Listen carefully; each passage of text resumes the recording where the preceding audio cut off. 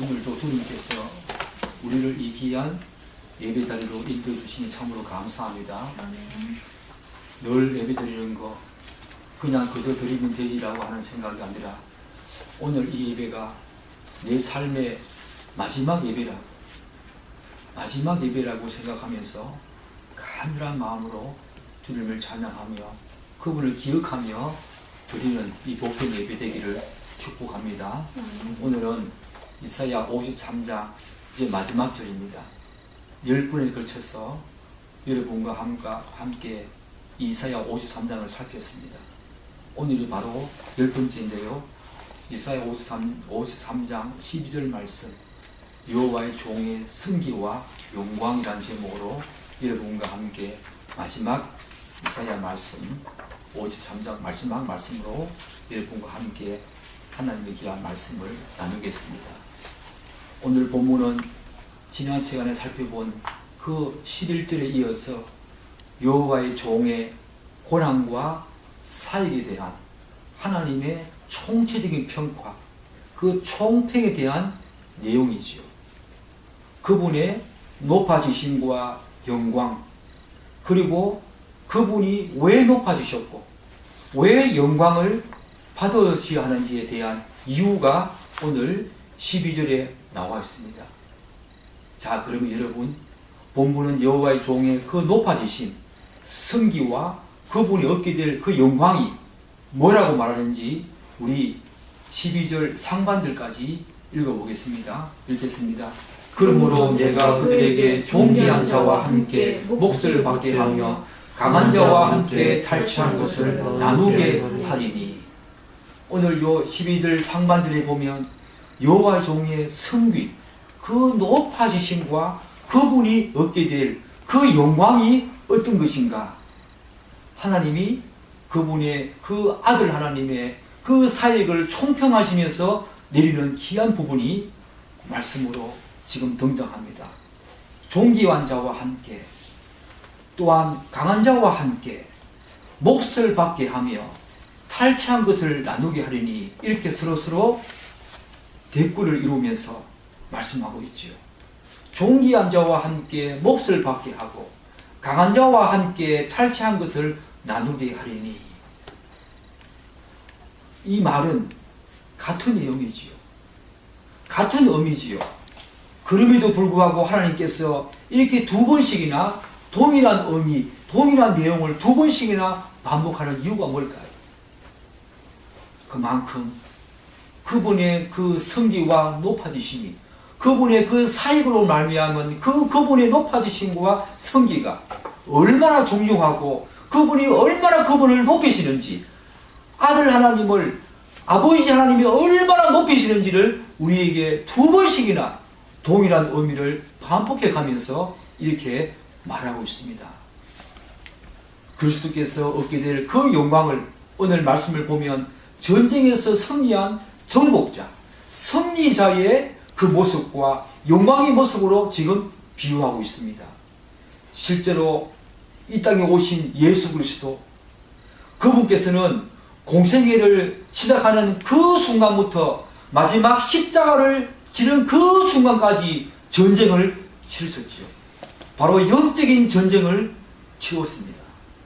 그 영적인 전쟁에서 다 승리하신, 마치 인간의 전쟁에서 승리한 정복자와 마찬가지로 탈취한 것을 나눈다, 존귀한 자와 함께 몫을 받게 한다, 이런 식으로 전쟁에서 승리한 그 정복자, 승리자의 모습으로 오늘 예수 그리스도 여호와의 종을 높이시고 섬기하시는 그런 모습을 우리가 보게 됩니다. 예수님께서는 영적 전쟁에서 다 이기셨습니다. 성령을 받으시고 난 후에 마귀에게 시험을 당하시는 모습 우리 다 알고 있지 않습니까? 그리고 수많은 영적 전쟁에서 그분이 다 이기시고 귀신도 쫓아내시고 많은 질병들을 다 고치시고 마지막 십자가에서 마지막 유혹까지 그 십자가 고통과 영적인 그 끊어짐에 대해서 범민하는 예수님의 그 기도를 여러분 알고 있지 않습니까? 사단이 계속해서 예수님을 유혹합니다. 계속해서 십자가 지지 말라고 유혹합니다. 그럴 때 그분이 기도하시면서 그 영적 전쟁에서 다 이기신 모습. 그래서 오늘 이 하나님께서는 이 여호와의 종의 이 성기와 높아지심과 영광을 영적 전쟁에서 이기시기 때문에 오늘 전쟁의 모습으로 비유하시면서 그분은 전쟁의 바로 전복자시요 성의자, 그런 모습으로 오늘 비유하는 모습을 우리에게 보게 됩니다. 사랑하는 여러분, 그러면 존귀한 자와 함께 몫을 받게 하며 이 의미는 뭘까요? 존귀한 자와 함께 몫을 받게 한다. 하나님께서 여호와의 종에게 그의 사역에 합당한 몫과 곧 분깃을 주실 것이라고 말하고 있는 부분이지요. 하나님께서는 창세전에 그가 계획한 모든 구원 계획을 그에게 다 맡겼습니다. 그분은 한치 오차와 실수함이 없이 하나님께서 요구하신 모든 구원 사역을 그분이 완전히 성취하시고 다 이루었습니다. 그래서 하나님께서는 오늘 말씀 보면 여호와의 종의 사역을 완전히 만족하시고 직접 그를 높일 것이라고 그렇게 말하고 있습니다. 존귀한 자와 함께 몫을 받게 한다. 여호와의 종의 사역에 완전히 만족하신 그분이 직접 그를 존귀한 자로 높이신다. 이렇게 말하고 있지요. 여러분, 얼마만큼 존귀한 자로 높이십니까? 얼마만큼 존귀한 자로 그를 높이십니까? 빌립보서 2장 9절에서 11절은 이렇게 말하고 있지요. 이름으로 하나님이 그를 지극히 높여 모든 이름 위에 뛰어난 이름을 주사 하늘에 있는 자들과 땅에 있는 자들과 땅 아래에 있는 모든 자들로 모두 무릎을 예수의 이름에 꿇게 하시고 모든 입으로 예수 그리스도를 주라 시인하여 하나님 아버지께 영광을 돌리게 하시느니라. 이렇게 말하고 있습니다. 빌립보서는 사도 바울이 정확하게 이 여호와의 종의 성기를 높아지심을 찬양하고 있는 모습을 여러분 얼마나 높이시는지, 하나님이 사도 바울을 통해서 얼마나 그분을 높이시는지 여러분 들어보십시오. 모든 이름 위에 뛰어난 이름, 그분께 모든 이름 위에 뛰어난 이름을 주신다고 말씀하십니다. 그리고 하늘에 있는 것이나 땅에 있는 것이나 땅 아래에 있는 것이나 모두 그분의 이름 앞에 무릎을 꿇게 하신다. 이게 뭡니까? 그분께 모두 영광을 돌릴 뿐만 아니라 그분의 그 통치권, 그분의 그 주권을 인정한다는 것이요. 그분이 이 우주 만물을 다 창조하셨는데 그분이 창조하신 그 우주 만물이 다 그의 무릎 앞에 그의 이름 앞에 무릎을 꿇고 그분의 그 통치와 그분의 그 다스림을 인정한다는 것입니다. 그리고 그를 주라 시인한다. 이 땅의 주인이시고 이 땅을 다스리는 주인이실 뿐만 아니라 우리의 주인, 우리의 주님으로 그분을 고백하게 한다. 이렇게 말하고 있습니다. 사랑하는 여러분, 지금 그렇게 하고 있지 않습니까? 우리가 예수 그리스도를 주라 시인하고 있지 않습니까? 모든 우주 만물을 그분이 지금 통치하시고 다스리고 계시지 않습니까? 하나님 우편에서 그렇게 높이셨습니다. 또한 강한 자와 함께 탈취한 것을 나누게 하리니, 이 말은 또 무슨 말입니까? 강한 자와 함께 탈취한 것을 나눈다. 마치 전쟁에서 전복자가, 승리자가 노란물을 여러 사람과 함께 나누는 모습을 연상시킵니다. 여호와의 종은 하나님으로부터 합당한 몫을 받았어 강한 자와 함께 그것을 나눌 것이라고 말하고 있습니다. 여기서 강한 자가 구체적으로 누구인지는 확실치 않지만 저는 우리라고 생각합니다. 우리와 함께 그분이 사단을 이기시고 죽음과 죄를 이기시고 우리의 모든 죄를 속죄하신 후에 우리와 함께 그분이 탈취한 것을, 그분이 하나님으로부터 받은 그 몫을 나눈다. 얼마나 영광스럽습니까, 여러분? 우리를 어떻게 하십니까? 그분이 십자가에서 대속적인 형벌을 통한 속죄를 말미암아 우리를 죄를 속해 주시고 그 이후에 우리를 어렵다 하십니다. 우리는 어려운 존재가 될 수 없지요. 그분으로 말미암아 어렵다 하는 칭의의 구원을 우리가 받았습니다. 어렵다 하십니다.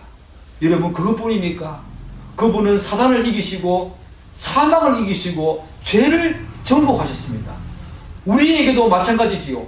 그분과 연합되어 있는, 그리스도와 연합되어 있는 우리 모든 성도들에게, 신자들에게 사단과 죽음과 죄를 정복하신 그분이 우리에게도 그런 능력을 주셔서 성령의 임재하심 속에서, 그분의 그 능력 속에서 우리도 사단과 사망과 죄를 정복하는 이 몫을 우리와 함께 나누어 주셨다.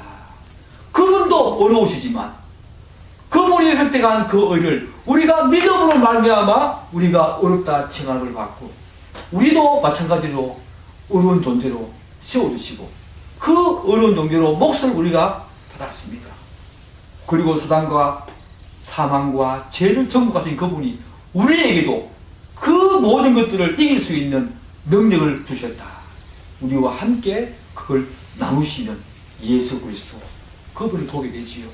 여러분 그것뿐입니까? 우리는 그분으로 말미암아 하나님을 아빠 아버지라고 부를 수 있는 놀라운 영광을 우리가 받았습니다. 그 몫을 받았습니다. 여러분 그것뿐입니까? 로마서 8장 17절에 이렇게 말하고 있지 않습니까?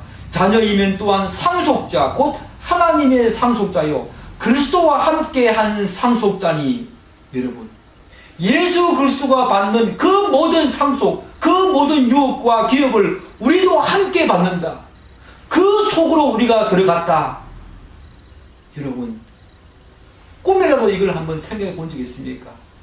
예수 그리스도께서 받으시는 그 기업과 유업, 그분과 함께 우리도 상속자의 반열에 들어섰다. 그 몫을 우리가 받았다는 것이요. 그것뿐입니까? 에베소서 2장 이렇게 말하고 있습니다. 그리스도 예수 안에서 함께 하늘에 앉으시니. 여러분 지금 예수 그리스도께서는 하나님 우편에 앉아 계십니다. 스데반이 죽어갈 때 그 예수님이 하나님 우편에 앉아 계신 것을 보지 않았습니까? 그 하늘에 하나님 우편에 앉아 계신다. 이것은 그분의 통치권과 그분의 다스림과 그분의 주권을 의미하지요. 그분이 우주 만물을 다스리신다. 그런 의미지요. 우리도 그와 함께 그리스도 예수와 함께 하늘에 앉으신다. 그 몫을 우리가 받았다는 겁니다. 예수로 말미암아. 여러분 이것이 여러분 상상이 되십니까? 우리의 구원은 절대로 값싼 구원이 아니라고 제가 몇 번이나 말씀드렸지요. 우리도 예수와 함께 하늘에 앉은 바 된다. 그와 함께 우주 만물을 통치한다. 그와 함께 우주 만물을 다스린다. 여러분 한 왕이 되는 것도 얼마나 귀한데, 우주 만물을 다스리는 그분의 그 통치와 그 다스림에 우리도 함께 동참한다. 그 몫을 그분과 함께 우리도 받았다는 거. 여러분 얼마나 놀랍습니까? 그리스도와 함께 하늘에 앉으시니, 이 말은 과거 시제죠. 이미 그랬다는 거예요. 이미 우리에게는 그런 기업과 유업이 있다는 겁니다. 얼마나 놀랍습니까? 그것이 바로 예수님께서, 여호와의 종으로 오신 예수님께서 강한 자와 함께 탈취한 것을 나눈다. 그런 의미죠.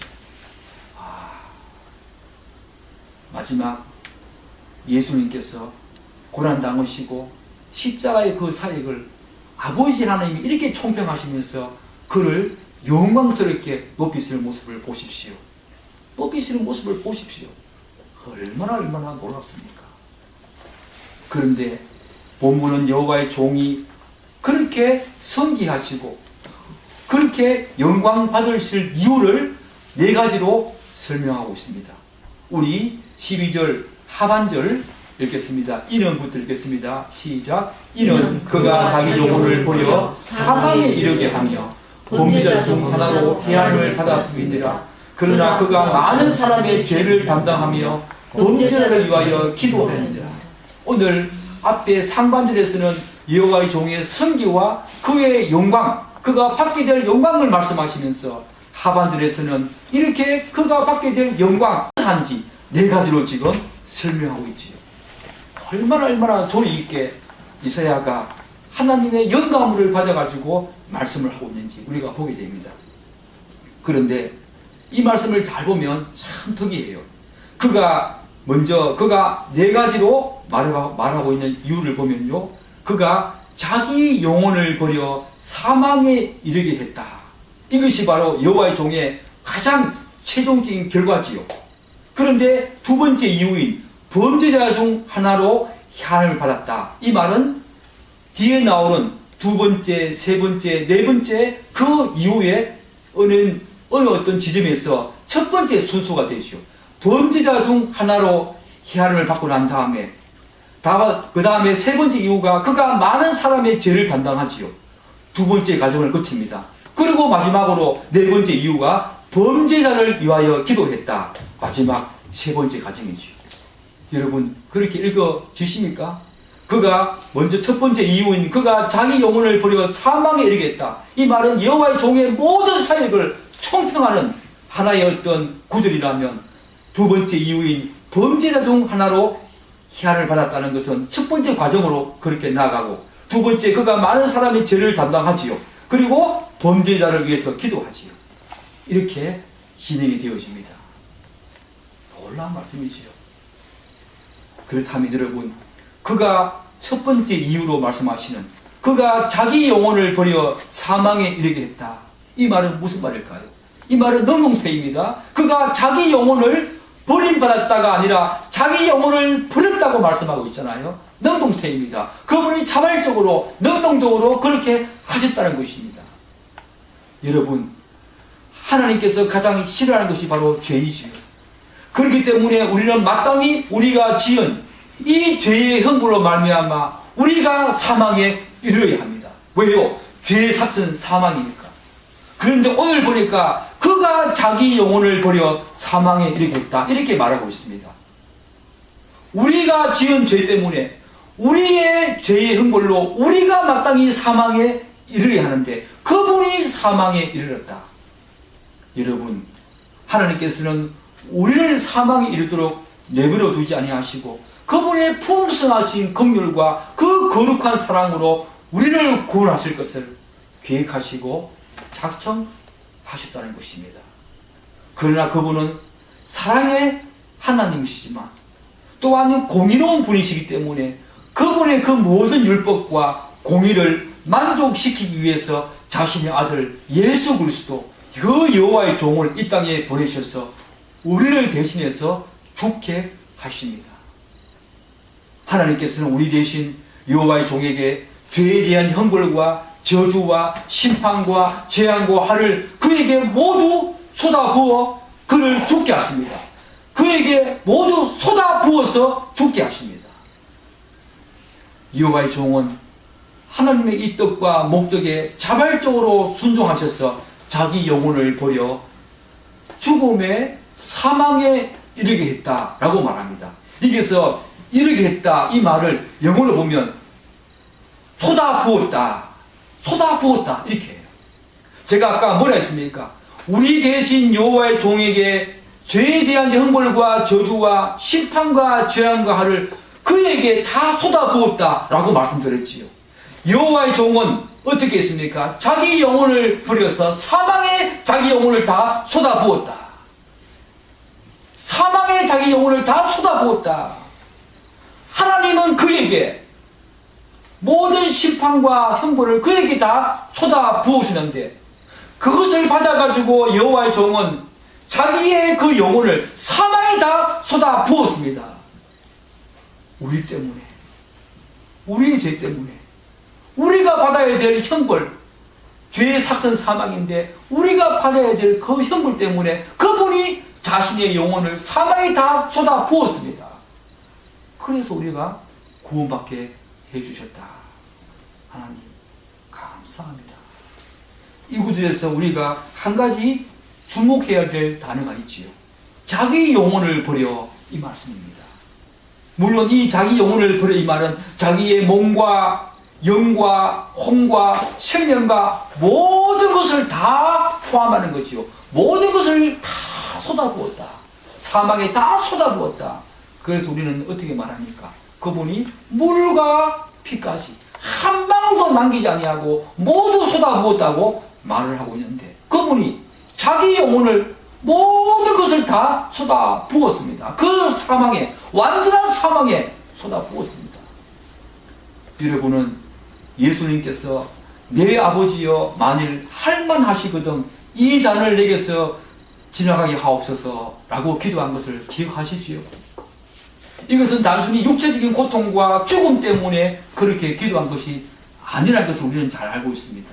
자기 영혼을 버려 만일 육체적인 고통과 죽음 때문에 그렇게 기도하셨다면, 이 잔을 피하게 해 주옵소서 그렇게 기도했다면, 주님은 자신의 제자들인 순교자들보다 못한 분이 되어버리지요. 왜냐하면 예수님의 그 십자가 죽음보다 훨씬 더 강력한, 훨씬 더 끔찍하고 훨씬 더 심각한 그런 어떤 십자가, 그런 고통으로 죽은 순교자가 너무너무 많기 때문에 예수님께서 그 육체적인 고통 그것 때문에 이 잔을 피하게 해 주옵소서 라고 기도했다면, 제자들인 선교자들보다 못한 분이 되어버립니다. 그렇다면 왜 예수님께서는 이 잔을 피하게 해달라고 기도했을까? 우리가 다시 한 번 더 이 부분을 잘 생각하게 됩니다. 예수님은 자신의 죽음이 어떤 것을 의미하는지 분명히 아시기 때문에 가능하다면 그 잔을 피하기를 원했습니다. 우리는 이 부분을 주목해야 됩니다. 우리는 단지 그분의 육체적인 고통 때문에 그렇게 하셨다라고 생각하기 쉬운데 절대로 그렇지 않습니다. 예수님이 이 땅에 계실 동안 이와 같은 하나님의 그 목적과 뜻에 어긋나는 이 불순종하는 기도를 한 번도 드린 적이 없습니다. 그런데 이 잔을 피하게 해 주옵소서, 가장 마지막 예수님의 사역, 그 마지막 최종적인 부분에서 이렇게 기도하셨다. 이유가 있겠지요. 육체적인 고통 때문에 그렇게 하신 것은 아니라고 분명히 제가 말씀드렸습니다. 그 이유를 우리는 예수님께서 십자가에 돌아가실 때 하신 그 말씀을 통해서 우리가 유추해 볼 수 있지요. 어떻게 말씀하십니까? 예수님께서는 나의 하나님, 나의 하나님, 어찌하여 나를 버리셨나이까? 라고 부르짖습니다. 이렇게 부르짖는 이유가 단순히 육체적인 고통 때문에 그렇게 하셨다, 그렇게 생각하면 절대로 옳지 않다고 제가 이미 말씀드렸습니다. 십자가에서는 우리가 생각하지 못하는 뭔가 심상치 않은 일이 일어날 것입니다. 그런데 주님은 십자가에서 철저하게 성부 하나님으로부터 어떤 일이 일어나는가? 바로 오늘 말씀 보세요. 제가 읽은 말씀 보세요. 나의 하나님, 나의 하나님, 어찌하여 나를 버리셨나이까? 철저하게 십자가에서 성부 하나님으로부터 버림받을 것을 그분은 알고 계셨습니다. 단순히 육체적인 고통이 아니라 하나님으로부터 버림받는 것, 그것이 너무너무 고통스럽고 너무너무 두렵기 때문에 그분은 그렇게 기도하신 것입니다. 예수님과 영원하신 성부 하나님과의 그 관계와 교제가 일시적으로 중단된다는 것, 영원하신 품속에 오셨으며 창세전부터 하나님과 영원히 함께 계셨던 그분이 영혼 가운데 오직 단 한 번 하나님의 얼굴을 볼 수가 없다는 것, 그것 때문에 그분은 그렇게 기도한 것이에요. 그럼에도 불구하고 그분은 자기 영혼을 다 버려서 사망에 이르겠다는 것입니다. 왜 그래요? 왜 그렇게 하겠습니까? 바로 여러분과 저의 이 죄를 위해서, 대속적인 형벌을 통한 이 속죄, 이 방법 이외에는 하나님과 우리와의 관계를 화평케 하는 방법이 전혀 없기 때문에 이 방법만이 그분과 우리의 관계를 화평케 하고 우리를 어렵다 징하해 주시는 그 방법만이, 이 방법만이 그것으로 말미암아 유일하게 가능하기 때문에 그렇다고 성경은 말하고 있습니다. 다른 어떤 이름이나 말도 버림받은 주님의 그 부르짖음을 설명할 수 없습니다. 여러분, 그뿐입니까? 또 왜 그렇습니까? 하나님이 죄를 알지 못하는 이를 우리를 대신해서 죄로 삼으셨다. 그분이 십자가에서 십자가 지시기 전에 하나님, 이 잔을 피하게 해 주옵소서 라고 하신 것은 하나님으로부터 버림받는 거, 누구로부터 버림받는 거, 여러분 그 기분 다 아십니까? 여러분, 우리는 지난 사람으로부터 어떤 무관심을 당해도 얼마나 마음의 상처를 받습니까? 영원 전부터 함께 계셨던 그분이 일시적이지만 그 관계와 교제가 끊어진다는 것, 일시적이지만 그 하나님의 얼굴을 볼 수 없다는 것, 그분으로부터 버림받는다는 것, 그것 하나 하고, 이분이 죄가 전혀 없으신, 죄를 알지 못하는 분이신데 그분이 모든 인간의 죄를 지고 죄인이 되셔서 십자가에서 돌아가신다. 그 이유 때문에 예수님께서는 이 잔을 피하게 해달라고 그렇게 기도하신 거지요. 그럼에도 불구하고 하나님 뜻대로 하시라고 기도한 후에 그는 오늘 본문의 그 이유, 자기 영혼을 다 버려서 사망으로 자기 영혼을 다 쏟아부어서 하나님으로부터 영광을 받으시는 놀라운 일을 하셨다는 것입니다. 사랑하는 여러분, 그렇다면 하나님께서 그 여호와의 종을 성기하게 하시고 영광을 주시는 두 번째 이유가 뭡니까? 바로 범죄자 중 하나로 희한을 받았다. 범죄자 중에 하나로 희한을 받았다. 수동태지요. 그분이 범죄자 중 하나로 자신을 취급한 것이 아니라 그렇게 우리가 그렇게 했다는 거예요. 우리는 지금까지 계속 이사야서를 고찰하면서 이와 관련된 내용을 많이 살펴보았습니다. 여러분, 오늘 이 12절 총평은 53장 1절부터 10절까지 있는 이 내용을 총 요약해서 말씀하고 있는 부분입니다. 앞에 있는 말을 다 동원해서 하나님께서 말씀하고 있는 부분입니다. 범죄자 중 하나로 희한을 받았다. 여러분, 우리가 살펴본 이사야 말씀 중에서 어떤 말씀이 대표적인 말씀입니까? 바로 이사야 53장 4절 말씀이죠. 그는 실로 우리의 질고를 지고 우리의 슬픔을 당하였거늘 우리는 생각하기를 그는 징벌을 받아 하나님께 맞으며 고난을 당한다 하였노라.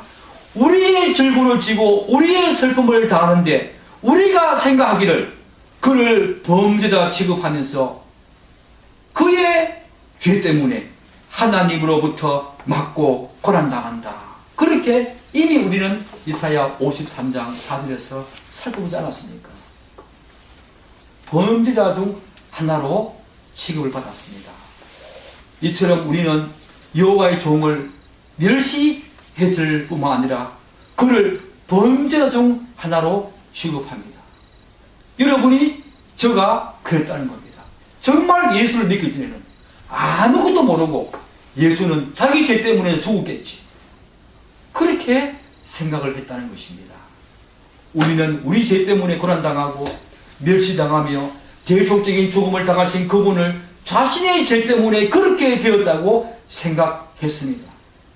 모든 자연적인 조건에 있는 자연인들, 예수를 믿지 않는 사람들은 다 그렇게 생각하지요. 관심이 없습니다. 여러분도 그랬습니다. 예수님이 죽으신 그 이유가 무엇인지 우리는 관심이 없었습니다. 그리고 관심이 있다 하더라도 그분의 죄 때문에 그렇게 되었겠지, 그렇게 생각한 분이 바로 여러분과 저였다는 것입니다. 그리고 예수를 믿지 않는 사람들 지금도 마찬가지라는 것입니다.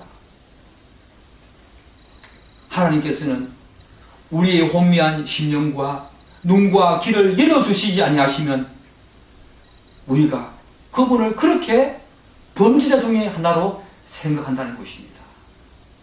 사랑하는 여러분, 지금도 여러분들이 예수 그리스도 여호와의 종을 그렇게 생각하십니까? 여러분 그렇게 생각하십니까? 아니지요. 그분이 내 죄 때문에 범죄자 중에 하나로 희한을 받았다. 그분의 죄가 아니라 내 죄 때문에. 여러분, 이사야 53장 말씀을 계속 묵상하면서 여러분 어떤 마음을 가지고 있었습니까? 어떤 마음을 지금 가지고 있습니까? 그분이 그 은혜와 그분의 그 고난과 십자가 사역을 여러분 어떻게 생각하십니까? 정말 달라야 합니다. 우리는 달리 그분의 그 은혜와 사역과 고난을 바라봅니다. 세 번째 이유가 뭡니까? 그분의 성기와 그분의 그 영광을 받으시는 세 번째 이유가 뭡니까? 그가 많은 사람의 죄를 담당하며 우리는 이 부분을 가장 많이 살폈지요. 이 부분을 가장 많이 살폈습니다. 여호와의 종이 우리를 대신해서 죄를 대신 담당하신 것은 그분이 우리와 하나님과의 그 화목을 위해서 중보자 역할을 하시기 위함이지요. 오늘 세 번째 이유로 말씀하시는 그가 많은 사람의 죄를 담당했다. 이 말은 그가 우리와 하나님과의 끊어진 관계를 회복하기 위해서 화평과 화목해 하기 위해서 그분이 중보자 역할을 하시고 그걸 지금 말하고 있지요. 우리는 이미 이와 관련한 내용들을 이사야 53장에서 다 살폈습니다. 그가 많은 사람의 죄를 우리의 죄를 지고 가셨다. 담당하셨다. 우리 죄는 저와 여러분이 아는 그리고 생각하는 것보다 훨씬 심각하고 중대합니다. 하나님은 전혀 죄가 없으신 거룩한 분이시기 때문에 그리고 그분의 아들도 거룩한 분이시기 때문에 우리의 경험 세계에서 생각하는 죄의 개념을 가지고 죄를 생각하면 절대로 안 됩니다. 여러분, 우리가 가지고 있는 이 죄의 개념을 가지고 하나님도 그렇게 생각하시겠지, 또한 여호와의 종도 그렇게 생각하시겠지 라고 생각하면 절대로 안 됩니다. 우리 죄가 얼마나 중대하던가 하면 제가 여러분들에게 자주 말씀을 드렸듯이 죄가 전혀 없으신 하나님의 아들 그분이 오셔서 우리 대신 죄값을 치러야 할 만큼 우리 죄는 중대하고 심각하고 너무너무 끔찍했다는 것입니다. 구원받고 난 후에 계속 죄의 자리에 머물러 있다. 사랑하는 여러분, 그것은 예수 믿는 사람이 아닙니다. 아직까지 거듭나서 종신한 사람이 아니지요. 절대로 그렇지 않습니다. 예수를 진짜 믿는 사람은, 인격적으로 그분을 만난 사람은 이제 죄 가운데 머무르지 않습니다. 비록 죄를 짓고 넘어지기는 하지만 그 자리에 앉아서 계속 머무르지 않습니다. 그것이 바로 구속받은 자, 구원받은 자의 가장 큰 전표 중에 하나라고 요한일서는 말하고 있지 않습니까? 죄가 없으신 그분, 하나님의 아들 예수 그리스도만이 우리의 유일한 중보자가 될 수 있었던 것은 바로 그분은 죄가 전혀 없었기 때문입니다. 여러분, 그가 많은 사람의 죄를 담당하며 이 말을 들으니까 여러분 뭐가 생각납니까? 바로 이중전가가 생각나지요. 우리의 죄를 그분이 다 담당해서 그분이 다 전가시켜 가시고 그분이 십자가에서 하나님의 모든 율법과 공의를 다 만족하셔서 그분이 그 획득한 의를 우리가 믿음으로 그 의를 부여받아서 어렵다 칭함을 받는 칭의의 구원을 받게 되었다. 바로 이 이중전가, 위대한 교환을 통해서 그분이 많은 사람의 죄를 담당하심으로 우리가 어렵다 칭함을 받는 그 칭의의 구원을 우리가 받았다는 것입니다. 여러분, 마지막으로 그분이 성기하시고 영광을 받으시는 네 번째 이유가 뭡니까? 바로 범죄자를 위하여 기도하였느니라 라고 말하고 있습니다. 저는 이 부분에 오래 머물고 있었습니다. 너무너무 귀한 부분입니다. 이 범죄자를 위하여 기도하느니라. 하나님께서는 우리를 구원하신 후에 우리를 그냥 그대로 내버려 두시지 아니하시고 여전히 그분이 우리를 위해서 기도했다. 또한 기도하고 있다라고 말씀하고 있습니다. 얼마나 귀한 말씀입니까? 여호와의 종이 범죄자를 위해서 기도했다는 말은 그가 하나님과 우리를 중보하신 분이시며 그의 대제사장적인 그런 사역을 말해주고 있지요. 바로 세 번째 이유에서 저는 이미 이 그가 많은 사람의 죄를 담당했다. 이 부분에서 이미 그분의 중보자 역할을 이미 살짝 암시했습니다. 네 번째, 범죄자를 위해 기도했다. 이 말은 확실하게 그분이 하나님과 우리의 중보자 그리고 대제사장적인 사역을 말해주는 부분이지요. 여호와의 종은 모진 고난과 멸시 그리고 십자가에서 자신의 모든 것을 다 쏟아부어서 우리를 위해 중보하셨습니다. 우리와 하나님과의 끊어진 관계를 위해서 그분이 다리를 놓았다는 것이요. 중보하셨다는 것입니다. 우리는 그가 연한 순 같고 마른 땅에서 나온 뿌리 같아서 허무하지 않았습니다. 이미 이사야의 말씀에서 우리가 살펴보았습니다. 우리는 그분을 허무하지 않았습니다. 그분은 연한 순 같았습니다. 그분은 마른 땅에서 나온 뿌리 같아서 우리는 그분을 허무하지 않았다고 말씀하고 있지 않습니까? 그분이 여호와의 종 예수 그리스도 그분인지를 전혀 알지 못했습니다. 왜요? 그분은 낮아지심으로 이 땅에 오시기 때문입니다. 그런데 그분은 원래 그렇게 천한 분입니까? 그렇지 않습니다. 고린도후서 8장 9절은 어떻게 말하고 있습니까? 우리 주 예수 그리스도의 은혜를 너희가 알거니와 부유하신 이로서 너희를 위하여 가난하게 되심은 부유하신 분이신데 우리를 위하여 가난하게 되셨다. 그렇게 말하고 있습니다. 그분은 원래 부유하시고 풍성하신 분이십니다. 우리를 위하여 그렇게 가난하게 되시고 비천하게 되시고 낮아지시는데 우리는 그분을 연한 순 같고 마른 땅에서 나온 뿌리 같아 그렇게 보여서 허무하지 않았다는 것입니다. 그분은 부유한 분입니다. 그분은 풍성한 분입니다. 우리를 위해서 그렇게 하셨다는 것입니다. 그래서 여기 이 12절 하반절에 있는 네 번째 이유인 범죄자를 위해서 기도했다. 이 말은 그분이 왜 죄인들을 동정하시고 기꺼이 자기 목숨을 쏟아 부어서 그렇게 하시는지를 말해주지요. 왜요? 그분은 우리와 하나님과의 관계를 화목하기 위한 중보자 역할을 하시기 위해서 그렇게 하겠다는 것입니다. 그는 범죄자 취급을 받아 돌아가셨으나 사실 그의 죽음은 그의 죄 때문이 아니었지요. 오히려 여러분과 저 같은 세상 모든 사람들의 죄를 짊어진 대속적인 죽음이었습니다. 여호와의 종은 자신의 고난 속에서도 중보하셨습니다. 그리고 자기가 그들을 위해서 기도하셨던 것도 대제사장으로서의 중보의 기도였지요. 여러분 잘 알고 있지 않습니까? 어떻게 말하고 있습니까? 누가복음 23장 34절 이렇게 말하고 있지 않습니까? 아버지 저들을 사하여 주옵소서. 자기들이 하는 것을 알지 못하면이다. 그분은 십자가를 지시는 그 순간에 우리를 위해서 중보하십니다. 저들의 죄를 사하여 달라고. 그런데 성경은 여호와의 종은 십자가에서 죄인들을 위해서 중보하셨을 뿐만 아니라 그분은 부활하신 후에도 하나님의 보호자 우편에서 우리를 위해서 계속 중보하고 있다고 말하고 있습니다. 로마서 8장 34절은 이렇게 말하고 있지 않습니까? 누가 정죄하리요?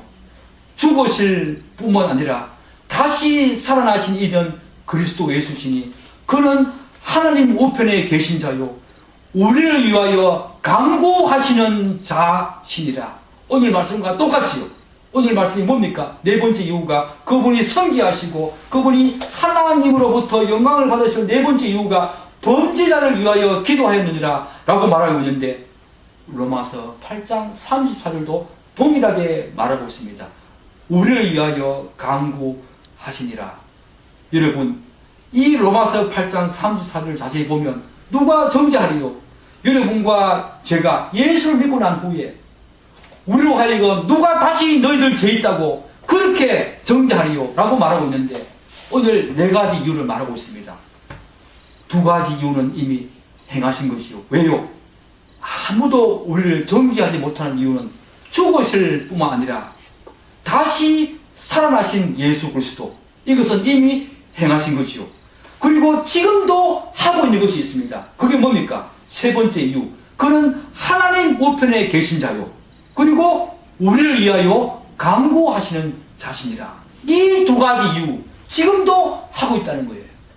그렇기 때문에 아무도, 심지어 사단도 우리를 정죄하지 못한다는 것입니다. 누가 우리를 정죄하리요? 사랑하는 여러분, 우리를 위하여 강구하시는 자신이라 범죄하는 자들을 위해서, 여러분과 저를 위해서 강구하시는 자신이라. 이 말이 뭡니까? 중보자, 대제사장적인 사역을 하고 계신다 라고 제가 말씀드렸습니다. 주님이 우리를 위해서 강구하신다는 사실은 정말 중요하고 중요한 사실입니다. 지금도 그렇게 하고 계신다. 정말 중요한 사실입니다. 모호하고 애매한 종교 사상과 철학이 아닙니다.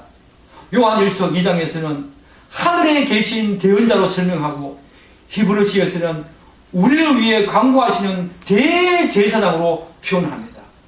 여러분, 요한일서 2장 1절을 한번 들어보시겠습니까? 나의 자녀들아, 내가 이것을 너희에게 쓰면 너희로 죄를 범하지 않게 하려고 함이라. 만일 누가 죄를 범하여도 아버지 앞에서 우리에게 대언자가 있으니 곧 의로우신 예수 그리스도시라. 사랑하는 여러분, 누가 죄를 범하여도 아버지 앞에서 우리에게 대언자가 있으니 곧 의로우신 예수 그리스도시라. 찰스 하지의 말을 인용하면, 이 말은 주님이 부활하시고 성전하시어 높아지신 후에, 성기되신 후에 자기 백성들을 위해서 자기의 죽음이 가지고 온 그 효력, 그 유익들을 계속 얻도록 보증하시는 일을 그분이 계속하신다, 그런 말이라고 합니다. 그래서 우리가 죄를 지을 때마다 하나님의 심판, 그 법중에서 사단이 검찰이 되어서 계속, 사단이 검사가 되어서 계속 우리의 죄를 참수하고 고소하고, 예수님은 변호사가 되어서 우리의 죄를 변호하는 그런 그림으로 그리면 안 됩니다, 여러분. 우리가 죄를 지을 때마다 하늘 법정이 계속 열리면서 사단은 검사, 예수님은 변호사가 되어가지고 계속 그런 식의 법정이 열린다, 그런 뜻이 아닙니다. 구약에서는 계속 날마다 제사를 드리고 매년 한 번씩 대제사장이 계속 지성소에 나아가는 것을 계속했습니다. 그러나 지금은 그런 반복이 필요 없지요. 왜 그렇습니까? 왜 그렇습니까? 예수님은 단번에, 한 번에, 단번에 모든 것을 다 처리했기 때문에 구약시대와 같이 계속해서 그럴 필요가 없다는 것입니다. 그런 법정이 이제 계속 열릴 필요가 없다는 거예요. 한 번만 그렇다는 거예요. 단번에 그분이 그 법정에서 우리를 어렵다, 땅 그렇게 칭하여 주시기 때문에 누가 우리를 정죄하리요? 아무도 정죄할 수 없다는 것입니다. 우리를 대언하는 것은 우리의 죄를 다시 판결한다는 그런 차원이 아니라는 것입니다. 이미 우리의 죄는 죄 없다고 판결이 났습니다. 우리가 죄를 지을 때마다 다시 그런 법정에서 다시 우리의 죄를 판결한다, 그런 의미가 아닙니다. 우리의 허물과 죄에 대해서 이 사단의 참소나 어떤 정죄가 먹힐 수 없는 그런 확실한 근거, 예수 그리스도의 대속적인 죽음, 그 확실한 근거를 가지고 그분이 우리를 도우시고 변호하고 계신다, 그런 뜻입니다. 그러니까 예수님 자신이 이루신 그 대속적인 죽음, 그 확실한 객관적인 사실, 그것을 근거로 해서 우리를 도우신다는 말이죠. 그렇기 때문에 우리가 설사 죄를 범하는 일이 있다고 하더라도 우리를 대언하시고 도우시는 분이 계시기 때문에 우리는 더 이상 정죄받지 않는다는 것입니다. 이 마지막 네 번째 이유로 말씀하시는 범죄자를 위하여 기도한다, 이 말은 여러분 바로 성도의 견인이죠. 우리가 어렵다 칭함을 받고 난 다음에 칭의의 구원을 받지만 그 이후에 범죄자를 위해서 기도하시는 그 대언자 예수 그리스도, 그분 때문에 계속 우리들은 믿음의 경주를 할 수 있는 거지요. 바로 이 성도의 견인을 지금 말하고 있지요. 얼마나 중요합니까? 여러분과 제가 정말 구원받았다면 하나님께서 계속 우리들에게 성령님을 임재하게 하셔서 우리로 하여금 믿음의 경주를 계속하게 하시고, 믿음의 경주, 그래서 우리들을 끝까지 견인하셔서 영화의 구원까지 우리를 충분히 이르게 하시라고 믿습니다. 그런 차원에서 우리를 위하여 강구하시는 자라는 말은 우리가 하나님 앞에서 담대히 나아가고 그리스도 안에서 그 어떤 방해도 받지 아니하고 계속 그분의 은혜를 누리도록 하기 위함이지요. 그분의 그 강구함이 없다면, 그분의 그 대언이 지음이 없다면 우리는 믿음의 경주할 수 어렵지요. 그뿐만 아니라 여러분과 제가 우리가 영생, 이 땅에서 누리는 그 영생, 그 은혜 속으로 들어가기가 힘들다는 거예요. 여전히 우리를 위해서 어렵다 칭하여 주신 그분이 우리를 위해서 강구하시기에 우리는 그 은혜 속으로 계속 들어가서 그 은혜를 누리게 된다는 것이요. 사랑하는 여러분, 여러분들은 하나님과 얼마나 많은 은혜를 누리고 있습니까? 그분이 주신 그 구원의 은혜를 얼마나 기도의 골방에서 여러분 삶 속에서 그 은혜를 누리고 있습니까? 우리 누려야 합니다. 우리 누려야 합니다. 그분이 나를 속죄하셨다. 죄 사함의 그 용서, 거기서 끝나는 것이 아니라 이제 그분과 우리와 관계가 화목되었기에 그분이 범죄자를 위해서 지금도 기도하고 있기에 여러분과 저를 위해서 기도하고 있기에 우리는 그 은혜 속으로 들어가서 그분과 많은 은혜를 누려야 합니다. 그것이 바로 여러분과 제가 이 땅에서 해야 할 일입니다. 그 은혜를 누리는 가운데 헌신과 봉사가 나와야 되지요. 그 은혜를 누리는 가운데 이웃사랑이 나와야 되지요. 사랑하는 여러분, 오늘 5장 53장 12절 말씀을 마무리하면서 우리는 이것을 한번 생각해 보아야 됩니다. 이 세상과 다른 여호와의 종의 승리 방식, 이 세상에는 이런 식의 승리 방식이 없지요. 이 세상에서는 전쟁이든 혹은 어떤 모든 조직 사회에서 어떤 경쟁이든 간에 상대를 짓밟고 올라가야만 승리합니다. 그 자는 승리자라고 우리가 짙게 세웁니다. 그러나 여호와의 종의 승리 방식은 죄가 오셨으신 그분이 굴욕적인 고난과 십자가를 지심으로 승리하셨습니다. 분명히 진 것 같은데 최후의 승리자는 바로 여호와의 종이었습니다. 이게 바로 세상을 구원하시는 그리스도의 승리 방식이지요. 여러분은 이 방식을 아십니까? 여러분은 세상과 똑같은 방식으로 이 세상에서 승리하고자 그렇게 애쓰고 있지 않습니까? 그렇지 않습니다. 이제 예수를 믿는 사람들은 다른 승리 방식을 가지고 살아야 합니다. 그리스도의 승리 방식. 어떻게 그분은 세상을 이겼습니까? 하늘 영광을 버리시고 인간의 몸을 입고 이 땅에 오셨습니다. 철저하게 나다시심으로 그분은 승리하셨습니다. 또 어떻습니까? 온갖 굴욕과 멸시와 고난에도 끝까지 인내하며 하나님의 뜻과 목적을 이루었습니다. 우리도 이 세상에서 승리하기 위해서 어떠한 고난과 이 굴욕과 멸시 속에서도 끝까지 인내하면서 하나님의 뜻과 목적을 이루어야 합니다. 이 세상의 뜻과 목적이 아니라 하나님의 뜻과 목적을 이루는 것, 그것이 바로 이 그리스도의 승리 방식이죠. 또 어떻습니까? 하나님의 모든 율법을 만족하셨습니다. 더 중요한 거, 철저한 자기 부인. 예수님께서 하나님 이 잔을 피하게 해 주옵소서 라고 기도하지만 마지막에 그러나 제 뜻대로 마옵시고 하나님 아버지 뜻대로 하옵소서 라고 기도하지 않았습니까?